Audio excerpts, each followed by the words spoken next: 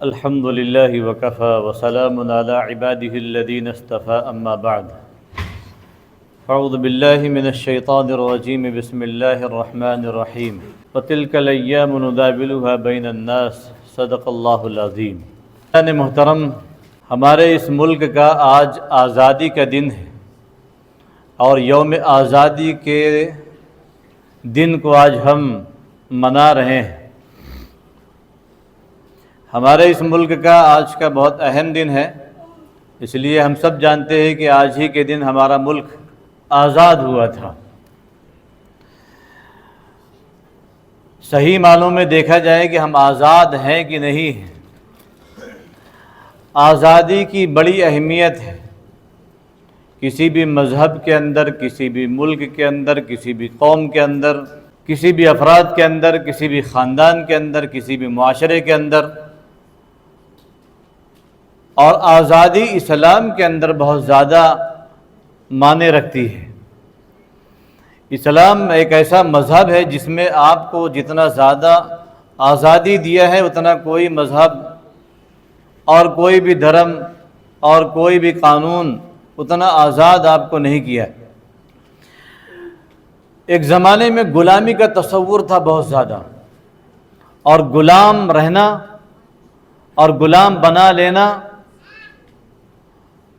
اور غلام رکھنا، اور جو انسان غلام بن جاتا تھا وہ انسان معاشرے کے لیے ایک عیبدار ہو جاتا تھا، یہ غلام ہے۔ ہمارا یہ ملک 363 سال غلام رہا ہے، اور جو غلامی کا دور دیکھا ہے وہ غلامی کو جانے گا۔ جیسے آج کے اس ملک کے حالات کو ہم دیکھ رہے ہیں تو ہمارے جو حالات دیکھے ہوئے ہم جانیں گے، اور ہمارے جو بڑے گزر گئے ہیں غلامی کے دور کے وہ جانیں گے۔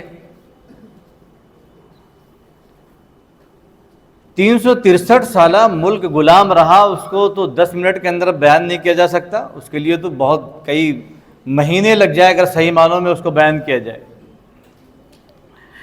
مختصراً میں نے سوچا کہ آج عنوان اسی موضوع پر، اس سے پہلے بھی میں کئی مرتبہ بات کر چکا ہوں، چونکہ ہماری نوجوان نسل یہ سمجھتی اس ملک کو آزاد کرانے کے لیے گاندھی، جن کا سب سے بڑا نام آتا ہے، نوٹ کے اوپر ان کی تصویر بھی بنی ہوئی ہے، تو ایسے تو ملک آزاد نہیں ہوا ہے۔ آپ کو لگتا ہے اتنی آسانی سے آزاد ہو گیا؟ ملک کو آزاد کرانے میں یہ بات تو ہم سب جانتے ہیں، اور نہیں جانتے ہیں تو جان لیجئے کہ 1489 کے اندر انگریزوں کی آمد و رفت اس ملک کے اندر آنا شروع ہو گئی۔ تجارت کی غرض سے اس ملک کے اندر وہ لوگ آ رہے تھے، اور 1601 میں باقاعدہ انہوں نے اپنی تجارت کی غرض سے جو اس ملک میں آ رہے تھے ایک کمپنی ڈالی، ایسٹ انڈیا نامی کمپنی، اور یہ لوگوں کو باور کرانے کی کوشش کیا ہمارا مقصد صرف یہ ہے کہ ہم تاجر ہیں، تجارت کرتے ہیں، اور اس ملک میں رہیں گے، تجارت کریں گے، تمہارے ملک کی بھی معیشت مضبوط ہوگی۔ اور اس زمانے میں ہمارا ملک بہت معیشت کے اعتبار سے بڑا مضبوط تھا، کیونکہ وہ زمانہ جس وقت میں انگریزوں نے یہاں اپنی کمپنیاں ڈالنی شروع کی تھی، وہ زمانہ حضرت اورنگزیب رحمۃ اللہ علیہ کا زمانہ رہا، مغل بادشاہوں کا زمانہ رہا۔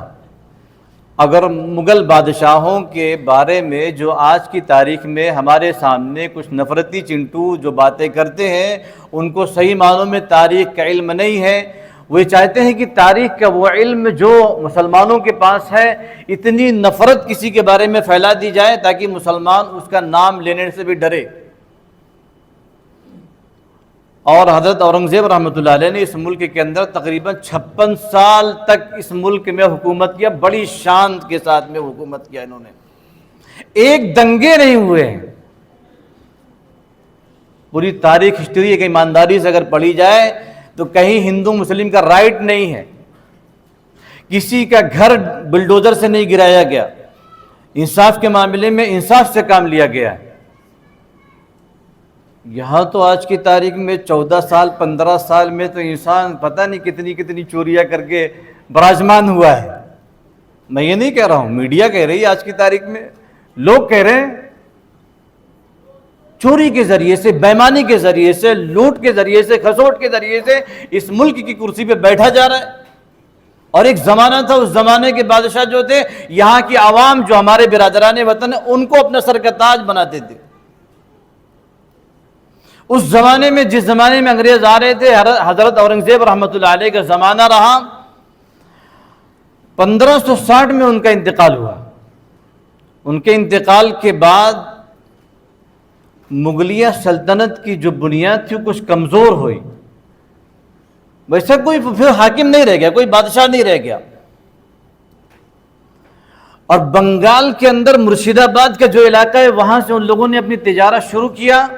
اور دھیرے دھیرے انہوں نے، آپ سب نے سنا ہوگا، نواب سراج الدولہ سے جنگ بھی کیا تھا 1756 کے اندر. نواب سراج الدولہ سے جنگ کے بعد اپنے ہی غداری کی وجہ سے، اپنے ہی لوگ جو غدار جب ہو جاتے ہیں صفوں کے اندر، تو ہی انسان اپنے خاندان میں، اپنے علاقے میں، اپنے لوگوں میں کمزور پڑتا ہے جب اپنے غدار ہوتے ہیں. کہ ہمارے یہاں اس ملک کو جبراً قبضہ کر لیا تھا انگریزوں نے. ان آزادی مجاہدین کا نام ہم بہت عظمت سے لیتے ہیں، ویسے ہی ان کا بھی نام عظمت سے لینا چاہیے، نہ کہ ان کو دہشت گرد کہنا چاہیے. نواب سراج الدولہ کی شہادت کے بعد ان لوگوں نے پھر آگے اپنا قدم بڑھایا اڑیسہ، بہار. لیکن راستے میں ایک مرد مجاہد سے ٹکراؤ پڑا ان کا. مرد مجاہد کا نام حیدر علی. ان سے جنگ کیا ان لوگوں نے 1766 کے اندر. 1766 میں یہ مرد مجاہد انگریزوں سے لڑتے ہوئے شہید ہو گئے. اور حیدر علی کون ہے؟ فتح علی کے والد محترم. فتح علی کون ہے؟ ہاں بھائی بول دیں. جی معلوم نہیں. فتح علی ٹیپو سلطان شہید رحمۃ اللہ علیہ، یہ ان کا نام ہے، جن کو سیریلوں میں ٹیڑھی ٹیڑھی موچھ بتایا جاتا ہے. وہ تو ایک اللہ والے تھے، نیک صفت انسان تھے. جتنے بھی ہماری تاریخ کے ہسٹری کے اندر جنہوں نے کارنامے انجام دیے، جن بادشاہوں نے، ان بادشاہوں کی تاریخ کو مشق کیا جا رہا ہے. آج بھی ان کے نام سے دنگے فساد کرائے جا رہے ہیں.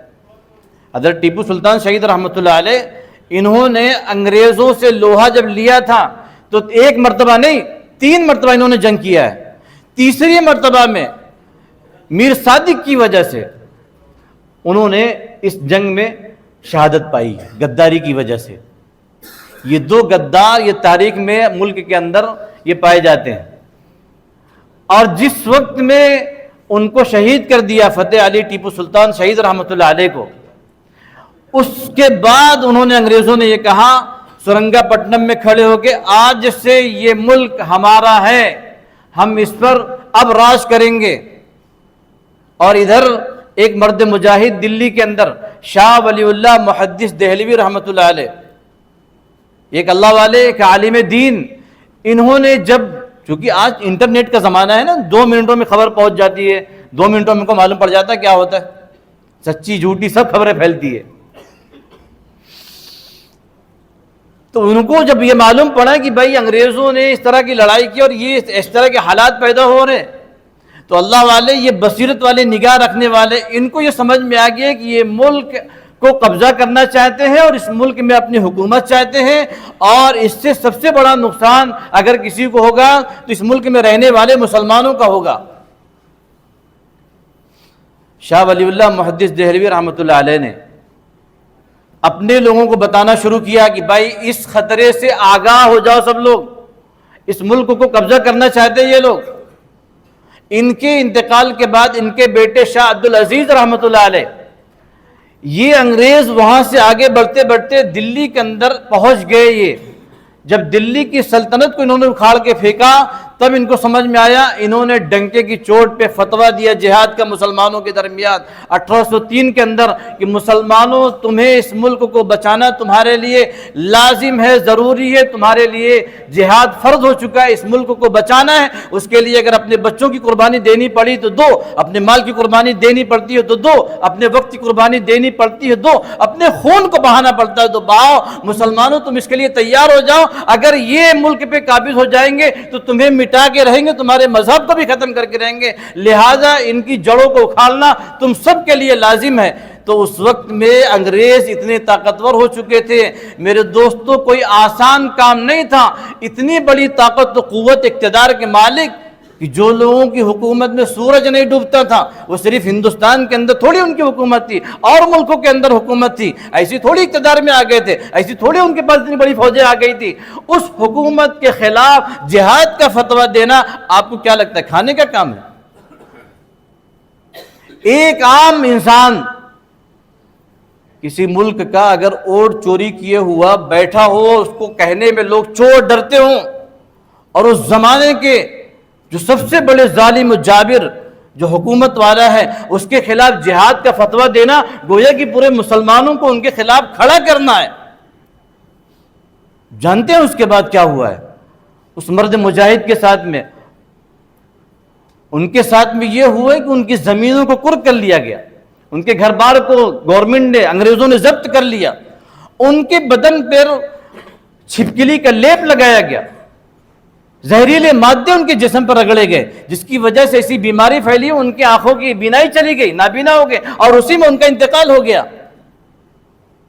ان کے انتقال کے بعد لیکن انہوں نے اپنے دو شاگردوں کو تیار کیا، ان دو شاگردوں کا نام شاہ اسماعیل شہید اور سید اسماعیل شہید رحمۃ اللہ علیہ کا نام آتا ہے۔ ان دونوں شاگردوں نے پورے ملک کا دورہ کیا، مسلمانوں کو بتایا کہ مسلمانوں اس ملک کو بچانا ہے، ملک ہم سے چھینا گیا تھا، اس لیے مسلمانوں کو فکر تھی۔ مسلمان پھر 1830 کے اندر جنگ لڑے انگریزوں سے، اس میں تقریباً 2 لاکھ مسلمانوں کی تعداد شہید ہوئی ہے، جن میں سے تقریباً 55,000 صرف علماء تھے۔ ابھی وہ جو جنگ کی بات ہوتی ہے 1857 کی، وہ تو جنگ ابھی آئی نہیں ہے، ابھی تو 1830 تک ہم پہنچے۔ 1857 میں پھر جا کے دوبارہ جنگ ہوئی ہے۔ 1857 کی جب جنگ ہوئی ہے تب یہ ہوا کہ ہمارے ملک میں رہنے والے ہمارے برادران وطن ان کو بھی ساتھ لیا جائے، ان کو بھی ساتھ لیا گیا، لیکن اتفاق یہ کہ 1857 کی جو جنگ ہوئی اس میں دونوں لوگوں کو شکست ہوئی، مسلمان بھی ہارے، ہمارے جو برادران وطن ہمارے ساتھ میں جنگ آزادی میں لڑ رہے تھے وہ بھی ہارے۔ لیکن میرے دوستو 1857 کی جنگ آزادی ہارنے کے بعد انگریزوں سے ٹارگٹ پہ صرف مسلمان تھا، خاص کر کے وہ لوگ تھے جو داڑھی ٹوپی والے تھے، کہ یہی وہ لوگ ہیں جو مسلمانوں کو اور عوام کو بہکا رہے ہیں، اکسا رہے ہیں ہماری حکومت کے خلاف، لہٰذا ان کو اٹھا کے پٹکو اور ان کو اٹھا کے پھانسیوں پہ لٹکاؤ۔